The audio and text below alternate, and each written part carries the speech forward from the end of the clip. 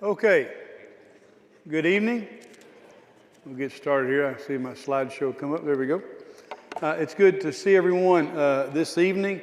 Certainly want to remind everyone to be in prayer for the family of Linda Fly. Her funeral will be tomorrow with, I think, an hour of visitation preceding that, and they're having visitation this evening too. So please keep them in your prayers, as that was very sudden and unexpected.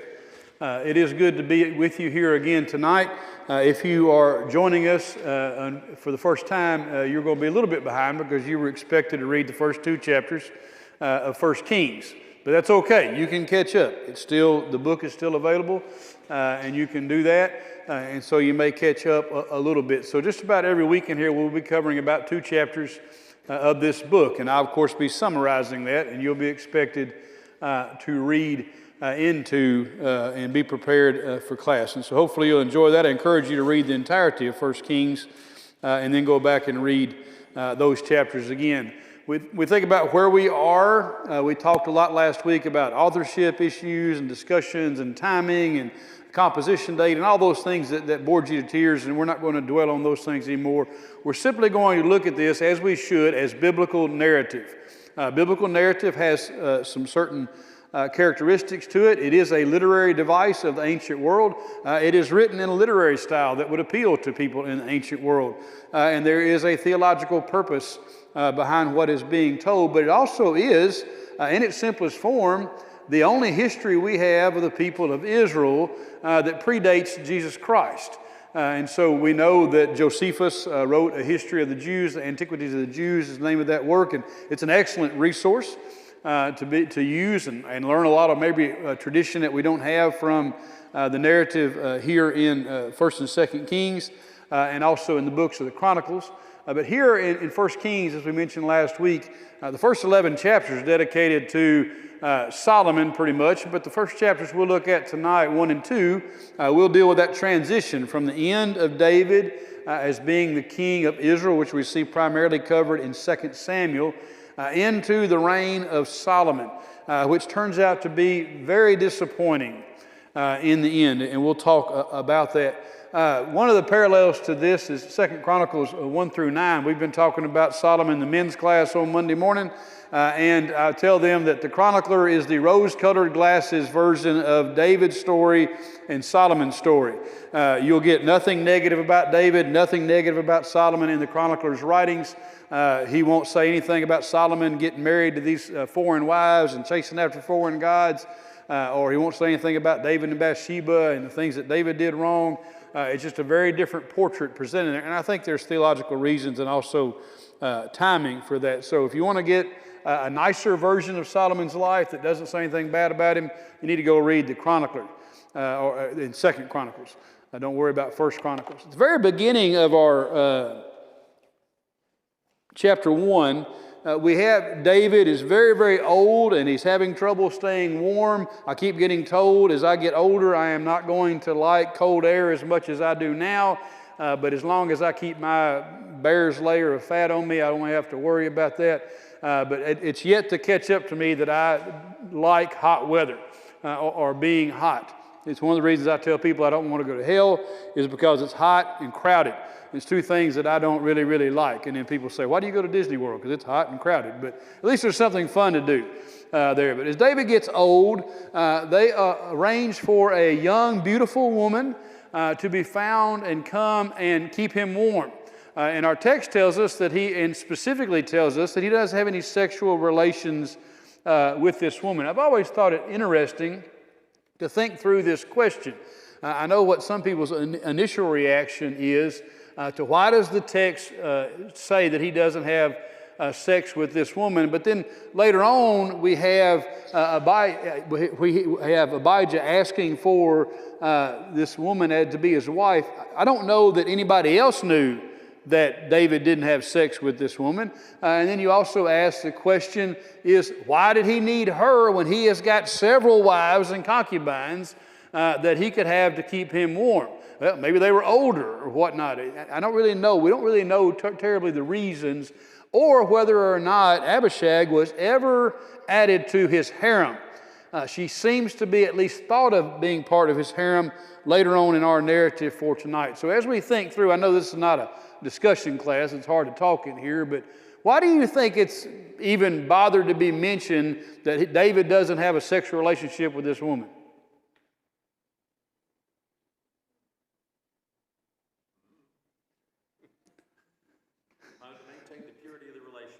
Okay, that is typically the answer, is so we can paint a pure picture of David. He would never have sex with this woman because why? Not his wife. Which wife? I mean, if we want to paint a picture of David being faithful to his wife, we have to say which one, because he has several wives. And that is the typical answer, and I'm not making fun of Johnny. This is the typical answer we think of, that it's to purport this to give us this virtuous portrait of David who would never have sex with a woman he's not married to. That's not the right answer, because he has several children by several different women, including concubines. And we know he has concubines because we even go back further that Absalom slept with all of them out in open sunshine, which was prophesied by the Lord about it. I'm not real sure what the answer is, Johnny, about why he doesn't have sex. But it's not to prove that he is a monogamous, faithful husband, because it's far from it. And Bathsheba, now look, Bathsheba, if David's old, guess who else is old? Bathsheba. And so we know he's been king for 40 years, and so back early on in his time in his kingdom is when he takes Bathsheba. Now, very well, Bathsheba could have become his wife at 16 or 17 years old. It wouldn't be unusual for that to be the case at all, for her to have been married to Uriah that young. But I don't know what the answer is, but it's interesting the narrator decides to put that in. I would expect that more out of the chronicler than that way, but he decides to put that in, and maybe it's perhaps to even add to the story later when it's requested that she be the wife of his son, that they think he did have sex with her and had a relationship with her. But we don't really know. I've seen a lot of different comments on what it is, but I don't think it's necessarily to paint a virtuous picture of David, because that's really beyond common sense. Now, if you never read the books of Samuel, you'd be like, oh, that is virtuous of David, because I don't know that he's got all these different wives, other ones, but I think that's a little bit of a struggle. But I don't really know that we know the answer to that. But I frequently hear people say that line because it's to make David look more virtuous. And maybe it is. Or maybe he was incapable of it. Could it be to show his failing health? It could be. It could be to show his health, that he doesn't have the stamina to have sex anymore. Would not be unusual as we think about that. And so it could very well be to show his advanced age and his decline, to paint that picture. And that's not a negative thing. Being old is not something to be shameful about in the Bible, but it does give more credence to that this is imminent, that David is about to go away. I like that as much as any other thought that I could ever have. Adoniah is going to make a bid for the throne in being the king of Israel. Obviously, you would say, well, it should be Solomon. And we'll talk about that. That's going to be your research for homework, is where does Yahweh say that Solomon's going to be the next king? But we think Adoniah takes this bid for the throne. He comes in, and is it within his rights? Because Absalom is dead. There is another son, Kiliab, who I think comes in line before we have Adoniah, but perhaps he's dead, as some people think. And so it's hard. You got to get a chart out. And I'm not exactly sure if we've given a real accurate birth order of all of David's children, because he has like 19 of them or something like that. He's got a lot of kids. And so I don't know where it is. But obviously Adoniah assumes that he's next in line for the throne. And even before his father is dead, he decides to take the throne and name himself king and take that upon himself and take that mantle. He also aligns up, like he should, a priest and also a military leader. So we have Joab, who is David's military commander, even though we know from your reading that David still had a little bit of a grudge against Joab for shedding some innocent blood, or some blood outside of war. And also, if you remember, it's Joab that killed Absalom, David's son. But Absalom was in open rebellion against his dad and trying to kill his dad. But Abiathar is a priest. And we see that these things are all very intertwined in Israel. Also keep in mind that when we think about somebody as a military leader, Israel doesn't have a standing army. in this day and time. Really, we don't see a professionally trained standing army in most cases until the time of Alexander III in the Macedonian army of the Greek Empire. Typically, you go have people that work their fields and take care of business, and then they can fight in war if they need to. But somebody has to command that. There may be certain groups of forces, like David's mighty men, that may be kept in military service and do that or become professionals. But don't think of it like you do a modern-day army of troops. That's what they do full-time every day. But Joab is a person to have as an ally because it's David's military commander and coming down to him. He puts on a big show, riding around in chariots, offering up all these sacrifices, just like you would expect a celebration of the king. And we're like, why didn't all the people say, well, you shouldn't be king? It ought to be Solomon. Well, how do they know? How do they know who's supposed to be king? Some of these people may not even be old enough to remember Solomon being born. How do they know? It's not been decreed that we know of on a sign outside the palace that says, or whatever we say palace, whatever David lived in, that, oh, by the way, Solomon's next in line for the kingdom, because Solomon was by no means David's firstborn. He's his firstborn with Bathsheba, but he's not David's firstborn by any stretch of the imagination. So a lot of people join into this celebration. Perhaps they think David has said, this guy is the man, and I'm needing to hand over the reins to him because of my declining health or something along those lines. But it's a grand celebration, and we see a lot of people are excited and celebrating along with Adoniah here as we go through. However, it's intentional that his brother Solomon, Nathan, the prophet that we've known has been around David for a long time, Benaiah, who we see as Solomon's hatchet man later on in this story, and the priest Zadok are not invited to this grand banquet and dinner. And there's a lot of different speculation about why that is. Is it because Adoniah doesn't feel like Solomon's only his half-brother, right? Or is it some kind of conspiracy against Solomon that Adoniah knows that Solomon has been promised the throne? Because we do see that said by Bathsheba and Nathan in our narrative that, hey, David, didn't you say it was going to be Solomon? Didn't you swear that it was going to be Solomon that would take the throne? So it obviously has been said. Maybe Adoniah knows that, and he's going to exclude them for political purposes. This is a strong political story here. Keep in mind that the politics of the ancient Near East were quite vicious, as we see in your reading, and they existed. And Israel was not immune to these things. Israel didn't invent having a king. Other nations had king. There's plenty of politics, and we see kingdoms and kings that predate Israel by 2,000 years as we look at the Egyptian pharaohs and their early dynasties. It's nothing new at all here, but politics are going on, and they go on within the palace, and they go on outside of it. There's no video cameras in the palace. There's no recording devices. There's no drones flying around. The only news you know as the average everyday Israelite is whatever news you're told. We are getting a glimpse into the side, what goes on behind closed doors, but not everybody in Israel had that privilege of knowing what was going on. But understand, politics could be very, very vicious and cutthroat in that day and time. We'll talk a little bit more about that when we get to that portion. En Rogel is about half a mile from what we say the palace.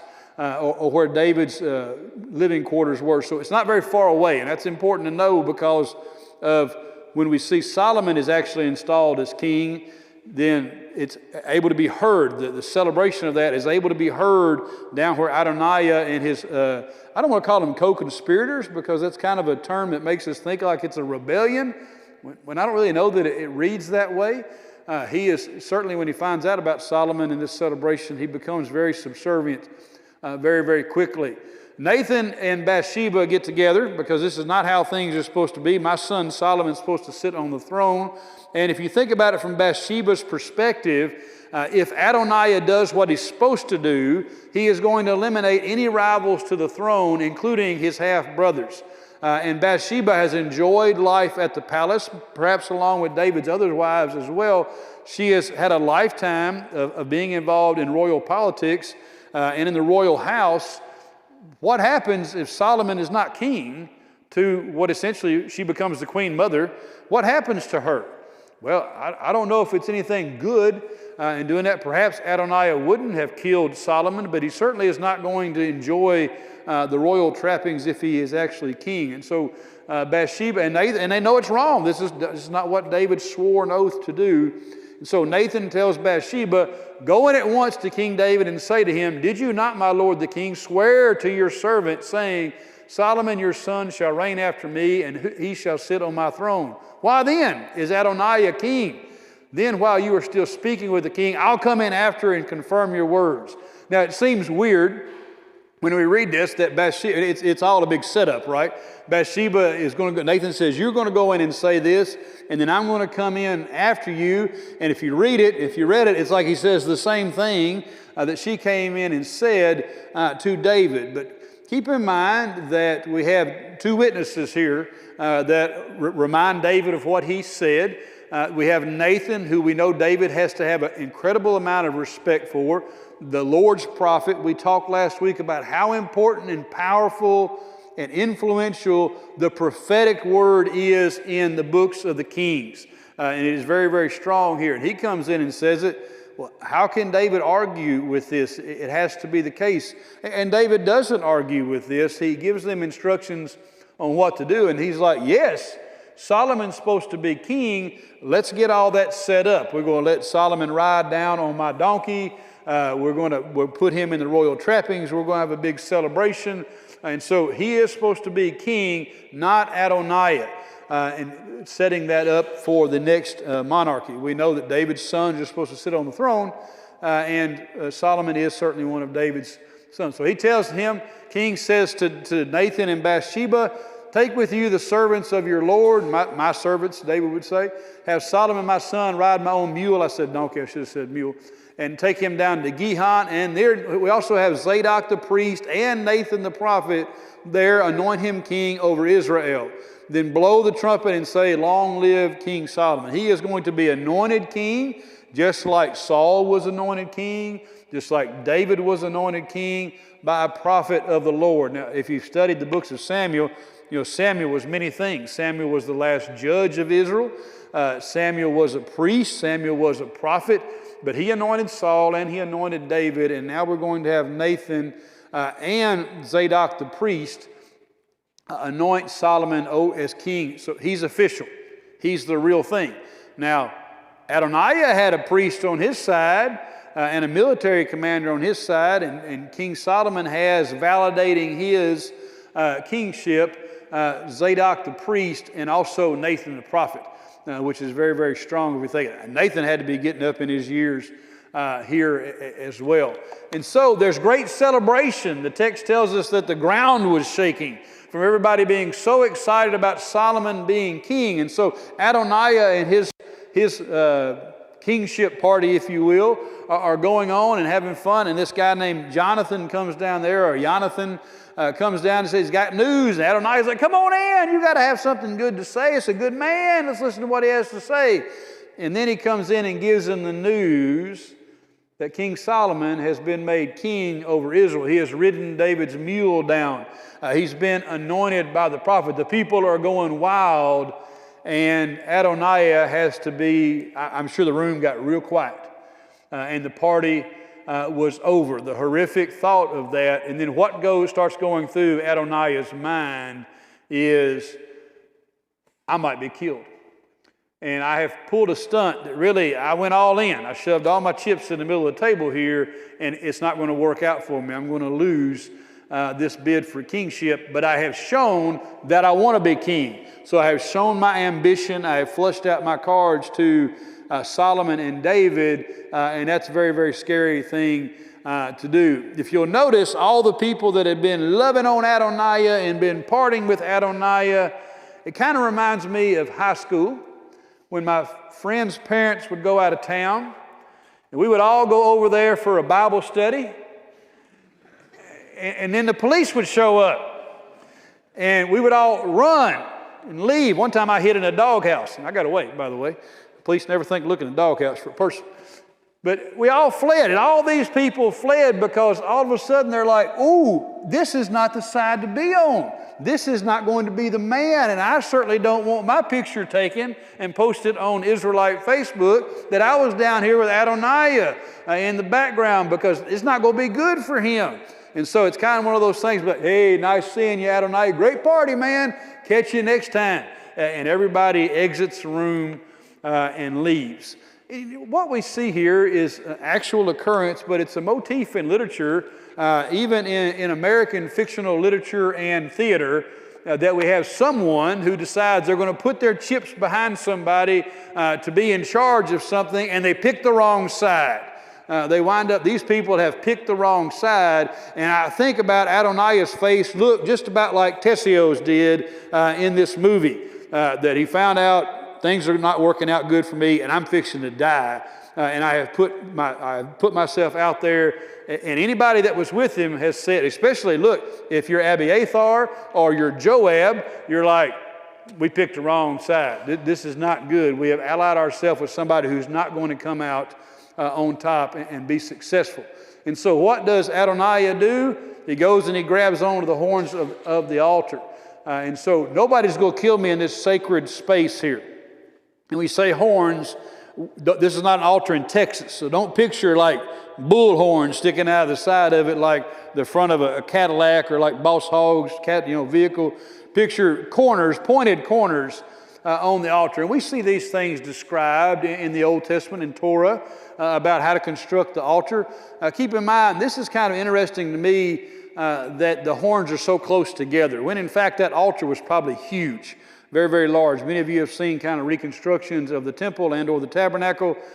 There are animals being killed in large number on a daily basis on these altars, and so it's very, very big. But he thinks, if I go grab hold of these horns on this altar, I'm not entirely sure where this comes from.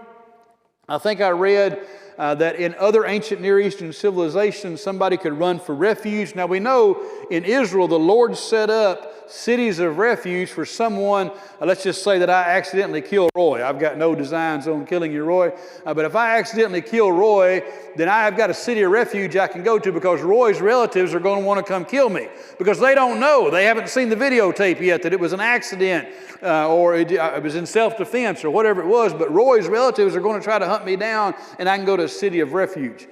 There are some clues that I understand from, and I haven't read these sources, so I'm not going to say that this is absolutely true, that in other ancient Near Eastern societies, someone could go to a temple of a god and it be a sacred space that you're not allowed to shed blood in or kill somebody. Roy, I have no plans on killing you for I'll kill you in self-defense if I need to, but I don't really plan on doing that, because then we got to do another elder search, and who wants to go through another one of those things anytime? We've only done about 6 in the past year or two, and so we're not going to do that. But there's some reason that this is thought about to be refuge. Well, it sort of works for Adoniah, but as you know from reading your text, it doesn't work for Joab. It doesn't make any. Benaniah does not care about the horns of the altar, but we are talking about a sacred space here, not in the temple, but in whatever tabernacle device that David had set up, because the temple hasn't been built yet. I'm not going to spoil the story, but Solomon builds the temple, if you didn't know. He goes on and builds a temple. He grabs hold of the horn of the altar, and Solomon is told, hey, Adoniah is grabbed on the horns of the altar. Now, if I were Solomon, I would have had Benaniah kill him where he stood, because he is a danger to try to usurp the throne. And as we see later, it's kind of like when David didn't kill Mephibosheth like he should have, because he made promises to Jonathan that he shouldn't have made. He says to Adoniah, hey, if you're a good guy, if you'll promise to be straight, I'm going to let you live, and you go home. Well, in the long haul, that turns out to be a mistake, as you see over in chapter 2 that we'll go through here in just a minute. So he gets spared right then, which is a political mistake. I think the other kings of the ancient Near East, if they judged Solomon in this story, would be like, that wasn't a good idea. You should have killed that guy when you had the chance. And got rid of him, because what's going to stop him from going and rallying people against you, from pulling the same stunt that your half-brother Absalom did against his own father? This guy obviously had designs on the throne. You have to eliminate that. I know that sounds very vicious, but we're not talking about the United States of America here. We're talking about changes in power that were not like we're accustomed to. David's last address that we have in the text to Solomon says, I'm about to go the way of all the earth, which means I'm fixing to die. Be strong, be courageous, the same kind of advice that's given to Joshua when he takes over leadership of Israel, and keep the charge of the Lord your God, walking in his ways and keeping his statutes, his commandments, his ordinances, and his testimonies, as it is written in the law of Moses, so that you may prosper in all that you do and wherever you turn. Then the Lord will establish his word that he spoke concerning me, if your heirs take heed to their way to walk before me in faithfulness with all your heart, with all their soul, there shall not fail you a successor on the throne of Israel. And that is true. And that promise, as we'll see as we go through the next few chapters, is repeated several times by Yahweh to Solomon. And then Solomon doesn't heed that in the end. And so David says, do this. And the dream of any ancient Near Eastern king is for his dynasty, his family to go on and go on and go on for decades and centuries, if you will. That's what would make David feel good going down to Sheol, that he knew Solomon and Solomon's sons and his grandsons and David's great-great-great-grandsons would continue to be on the throne. But there's a condition to that. Just like there's a condition for every covenant that God asks his people to be a part of, you have to do your part and I will do my part.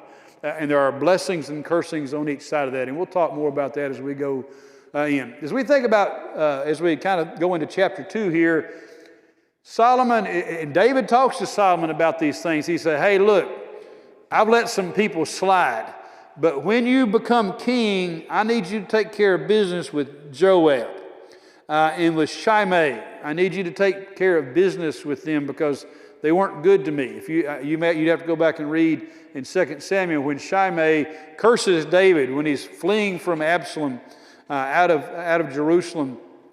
He doesn't side with him.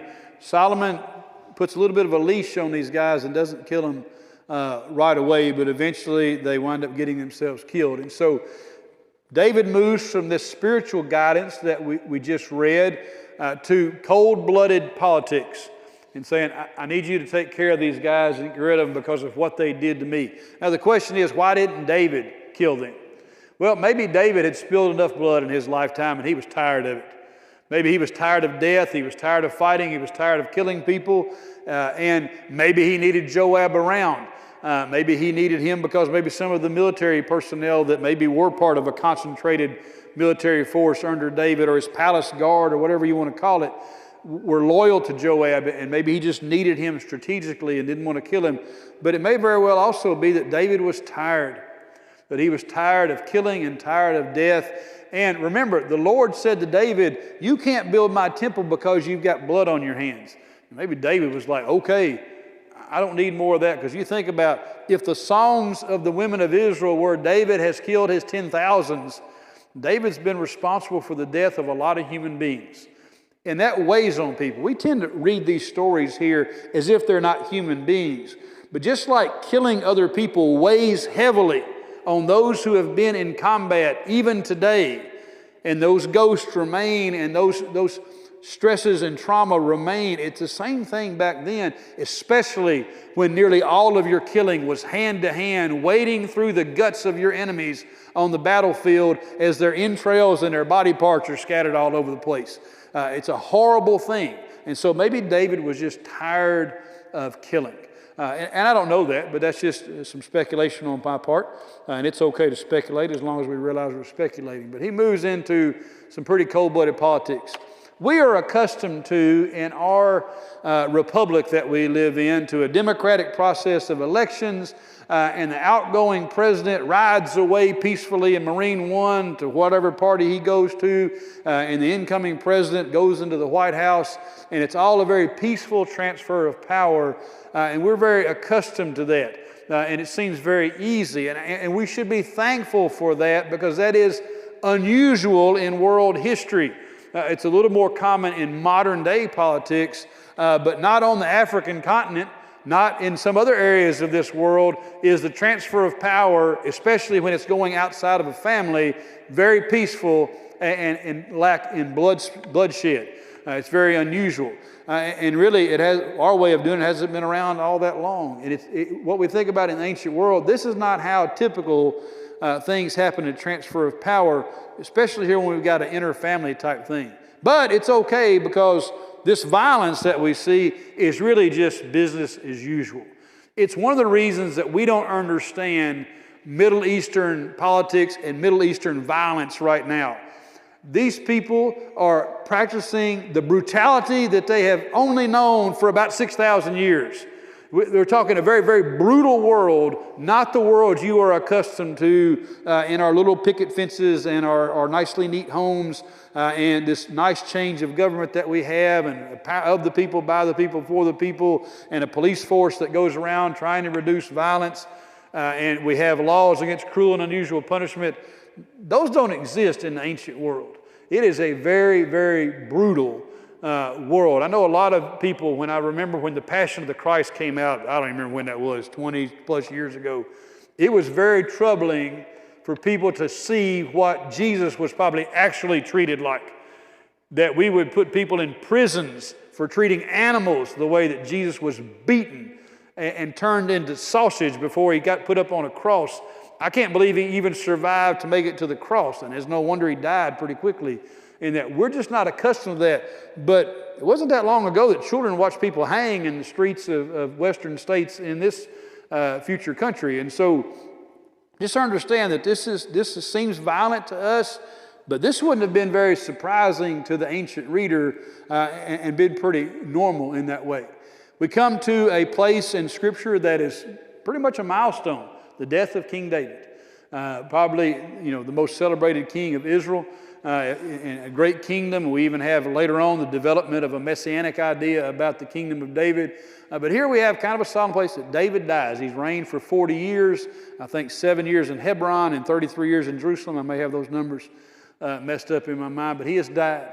Then we come to Adoniah's request. He goes to Bathsheba. She says, hey, are you coming in peace? That gives you a thinking that there's still a little bit of suspicion here, that not everything's all hunky-dory in the family of David. And he says, yes. He said, I have a favor. Would you please ask King Solomon if I can have Abishag, the Shunammite woman, David's concubine, he thinks, but although he may not know that David never had sex with her.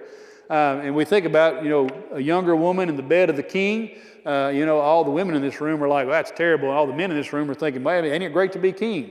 But he didn't necessarily have sex with her. But that doesn't necessarily mean that they didn't know that. And so he goes and he asks for her. And she says, okay, I'm going to go take that request to Solomon, and she does so. Now, it's weird of us to think about why does this make Solomon so stirred up? Why is Abiah even asking about doing this? Why is it any kind of big deal that he's asking about this, Adoniah asks about this? Keep in mind, the king's harem is the king's possession. And to take the king's harem was an insult and a shame and a takeover. We think about Absalom when he slept with David's concubines out in public and for everybody to see. The king's harem was a position of power, a symbolism of his power, if you will. And to take that, obviously it rubs Solomon the wrong way. Now everybody asks this question. You think Bathsheba didn't know what we just talked about in here? I mean, she had lived her entire life all around the royal harem and in the royal palace, and she knew how the world worked.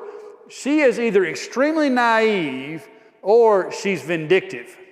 Because remember, this is the guy who tried to make sure her son didn't become king. I think it's absurd that she didn't know how Solomon was going to react. Because I just don't think she's that dumb, to be that honest with you, and that she would be that ignorant of what Solomon's reaction is going to be. So think what you want. It's either naivete or it's vindictiveness. Be like, oh, sure thing. I'll be glad to go tell King Solomon about that, and you're going to be without your head in about 15 minutes. So yeah, I'll be glad to take that request. But Bathsheba's a nice lady. Maybe that wasn't the case. We do see that in 26 through 27, finally we see that Eli's sons, his descendants as priests, are out. This is something that's prophesied way back in 1 Samuel because his sons were terrible. Everybody's sons except Saul were terrible in 1st and 2nd Samuel, and really almost that way in 1st and 2nd Kings. But his sons are finally out, and the Zadokite priesthood begins here with Abiathar being shuffled down. Now, Abiathar doesn't get killed. His life is spared, but he is banished and sent out. Ultimately, however, Benaniah handles the business. That used to be Joab's job. Joab is killed. He goes in, grabs the horns of the altar. Benaniah comes in and says, hey, it's King Solomon. This guy went and grabbed the horns of the altar. What does Solomon say? Kill him anyway. I don't care. It sounds a little bit cutthroat, but that's how he had to do those things. So he says, you go kill him anyway. I want you to handle this business and get rid of him.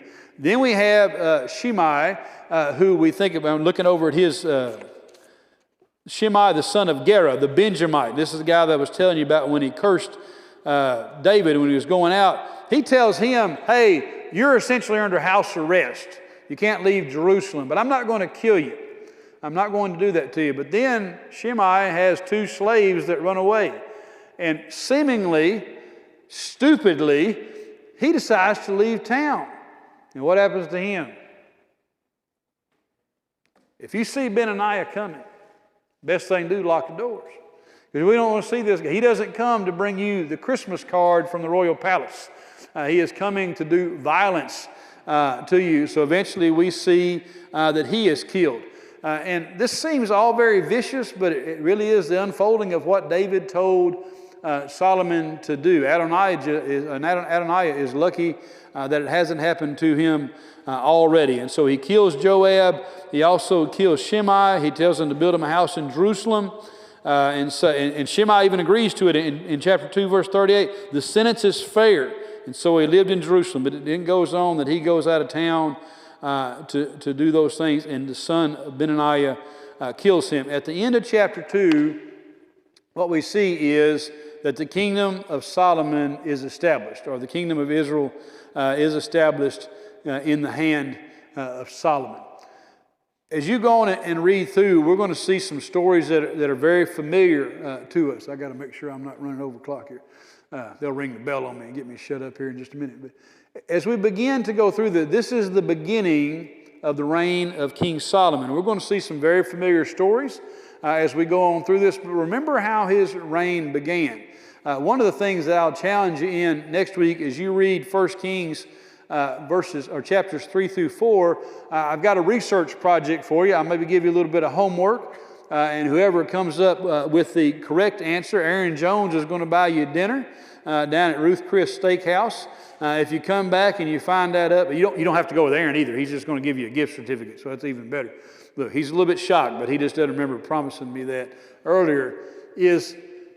Did Yahweh decree that Solomon was going to be the next king, or is it just based on David saying that Solomon's going to be the next king? And here's the reason I ask that question, is really up until now, who has picked the king of Israel?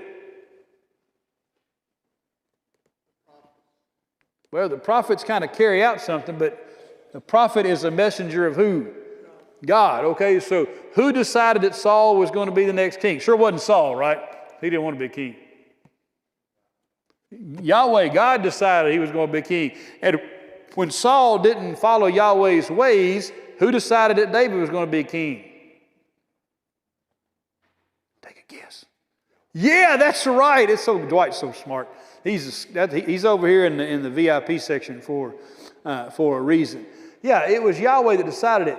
What else is unusual about those circumstances, different from what we encounter tonight, is neither one of those men expected to be king. Neither one of those men were raised in a royal household.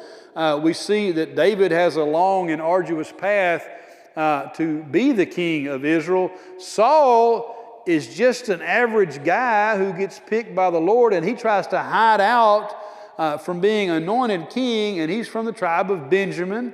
And even after he's anointed, we see him working the fields with some mules, plowing the fields. He's a working class king, a blue-collar king. And so he didn't go live in a royal palace. We see a lot of pictures, I guess, of where he lived. He had to live in some kind of house. But David begins to have interaction with him. But neither one of those men, David was a shepherd, which is fine as far as learning how to take care of things. If you can take care of stupid sheep, you can take care of people. but he wasn't trained in the royal household. Now, he probably absorbed a little bit of that as he played for Saul, as he did things for Saul. But here we have with Solomon, and we're going to see this throughout the rest of the book of 1 Kings. If you're in the auditorium class on Sunday morning, you're going to learn 2 Kings. Here we're going to have a lineage carried on. And Solomon is going to be given wisdom by the Lord. He's going to use that wisdom. He's going to expand his borders. He's going to have an absurd amount of gold and riches and people at his command and horses and chariots. But we're going to remind ourselves next week that the king of Israel wasn't supposed to amass for himself a great deal of gold or a great deal of silver or many wives or a lot of money, even though the Lord seems to bless him with that. But then in the end, we're going to see that he squanders it throughout. I do encourage you to do your reading for next week. Any thoughts? I have rambled on for a long time in here. I want to break the tradition of that, and we've got just a couple of minutes left in here. Any thoughts about what we've talked about?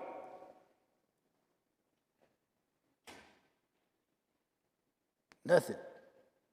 Don't stimulate for anything.